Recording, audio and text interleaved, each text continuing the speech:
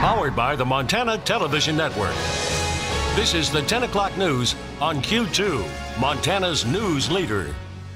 Good evening, everyone. Thanks for joining us on this Friday. I'm Jeanelle. Slade. Jay has the night off. Well, much of the western side of our country is on fire tonight. Several dozen fires are burning in 11 western states. And here at home, today's triple-digit temperatures could land Montana in the same situation. So far, one death has been reported in the California wildfires as the state takes on record-breaking high temperatures. That extreme heat just adding to the danger. CBS's Carter Evans has details from Manhattan Beach in California. Southern California is baking like it's never baked before. It's literally unbearable. You cannot be outside when it's that hot. Records are falling as temperatures soar well into the triple digits, up 25 degrees above normal. The National Weather Service has issued warnings for dangerous and extreme heat and critical fire danger. Firefighters remain on edge as reports came in throughout the day of pop-up fires fanned by hot, dry winds, including this one near San Diego. At least one large home was destroyed. Several other structures have burned. What we have out here is hot spots in between structures that are continuing to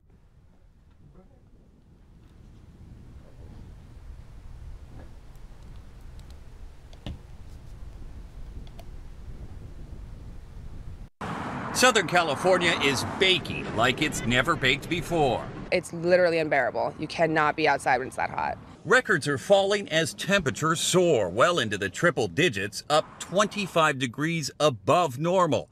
The National Weather Service has issued warnings for dangerous and extreme heat and critical fire danger. Firefighters remain on edge as reports came in throughout the day of pop-up fires fanned by hot, dry winds, including this one near San Diego. At least one large home was destroyed. Several other structures have burned. What we have out here is hot spots in between structures that are continuing to threaten the structures out here.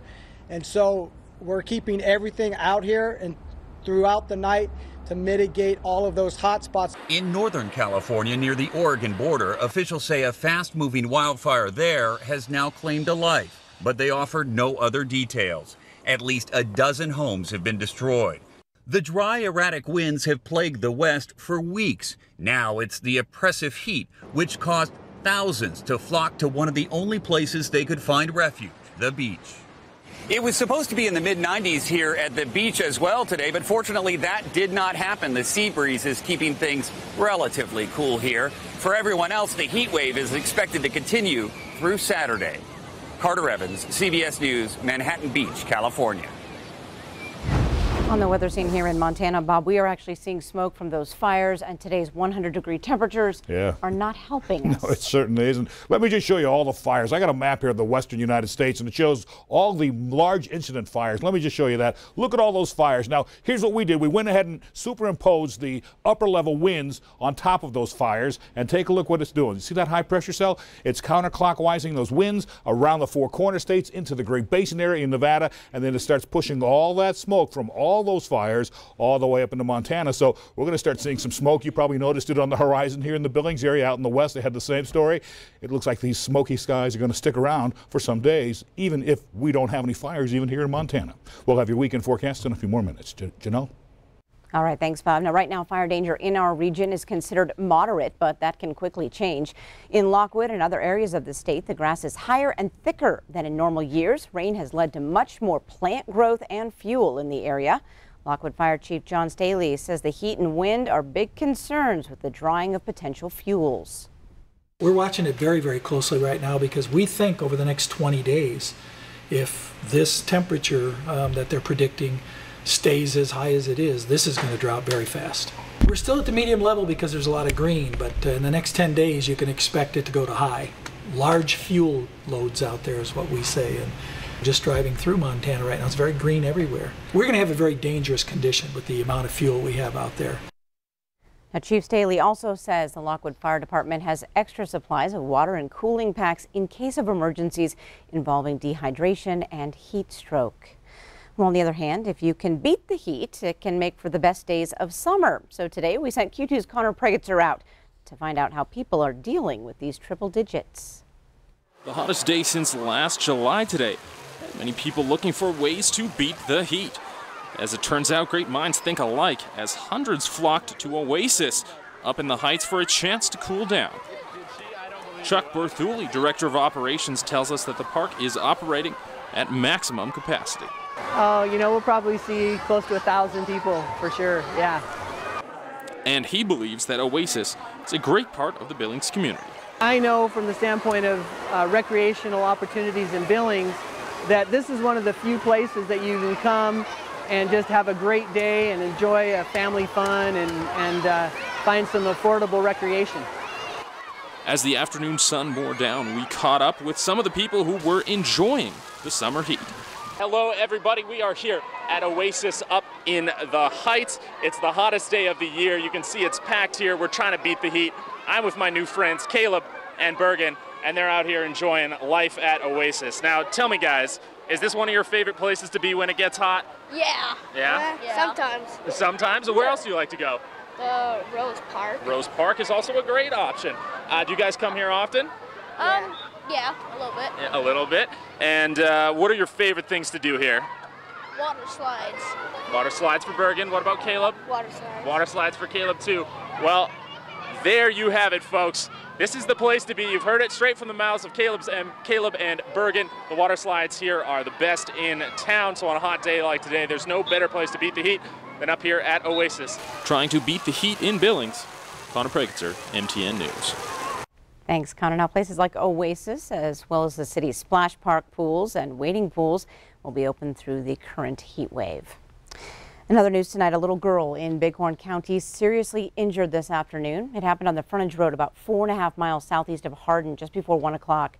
Trooper Joshua French tells Q2 a 5-year-old girl suffered serious injuries in a vehicle versus horse crash. She was transported to the hospital and is currently in the intensive care unit at St. Vincent. No other details are available at this hour.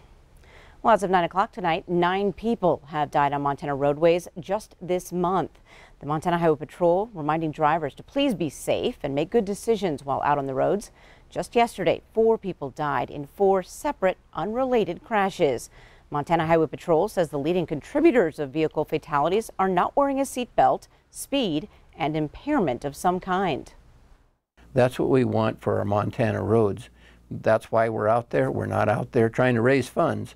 We're trying to prevent death, needless death, and just keep our citizens safe. As of 9 o'clock tonight, 75 people have been killed on Montana roadways this year. A man who died after he crashed his motorcycle on the west end of Billings last night is identified. 32-year-old Maxwell Newlin was riding on King Avenue West near Fallow Lane when he lost control of his bike and crashed into a curb around 8:30 p.m. He was transported to the hospital where he was later pronounced dead from numerous blunt force injuries. Newlin was wearing a helmet. Authorities tell us alcohol and speed are considered factors in this crash. Well, as expected, the state of Montana is now appealing the latest ruling in the legal fight by author John Krakauer. In March, a Montana judge ordered broader access to records from the University of Montana rape scandal. Now, Krakauer has fought for several years to access the complete 2013 investigation, which formed the core of his best-selling book, Missoula, Rape and the Justice System in a College Town. Now, Krakauer maintains there are still unanswered questions about how UM leadership at the time handled a sexual assault investigation and the eventual expulsion of a student. Later, UM football star Jordan Johnson was tried for rape and acquitted. Now, attorneys for the state are filing a formal appeal with the Montana Supreme Court to stop the release of that full investigation. Beijing has accused Washington of triggering the largest-scale trade war in history. This as the conflict over tariffs between the world's 2 biggest economies sharply escalates, with the Trump administration firing the first official shots. Mola Lenghi has the latest. Tensions are rising between the U.S. and China over trade after President Trump initiated new tariffs. Chinese state media described the Trump administration as, quote, a gang of hoodlums. Our member companies are very concerned. They're concerned not just about these rounds of tariffs that have going into effect, but the uncertainties surrounding that. The U.S. slapped levies on $34 billion worth of Chinese goods. That number to increase to $50 billion in the next 2 weeks. China says it had no choice but to strike back, matching those tariffs on U.S. products, adding necessary counterattacks are now in place. We are in such a great position. The president touched on the topic at his rally in Montana. If we knock down the trade deficit, right, the trade deficit, by just a little bit, 25%, and we can do that easily. That's easy. If we do that, we pick up 1 point in GDP. The Trump administration says the tariffs are necessary to stop China from stealing intellectual property and overproducing metals. But Republican lawmakers in the nation's heartland, as well as business leaders, have reservations. I have yet to find an example where tariffs have worked. Jeff Schwager runs the Sartori cheese plant in Wisconsin. He says the president's trade moves will cost him millions. And dairy farmer Stacy Lindbergh, who voted for the president, told our Dean Reynolds she has her own concerns. Do you think he created an issue that wasn't really an issue from your point of view? Right now, yes, and in hindsight, yes. The U.S. Chamber of Commerce says retaliatory tariffs threaten about $1 billion worth of Wisconsin's exports. Mola Lenghi, CBS News, the White House. And the European Union says it will soon take action to keep steel produced for the U.S. market from flooding into Europe due to tariffs introduced by President Trump. Coming up on your Q2 10 o'clock news, it's a chance to fly back in time and see World War II from multiple angles. We'll show you how you can take part. And tonight in sports, Scott unveils Montana's best ever defensive back in our countdown to Montana's all-time greats. You're watching MTN News with Jay Cohn and Jeanelle Slade. Storm Tracker weather with Bob McGuire. And sports with Scott Breen. This is the 10 o'clock news on Q2, Montana's news.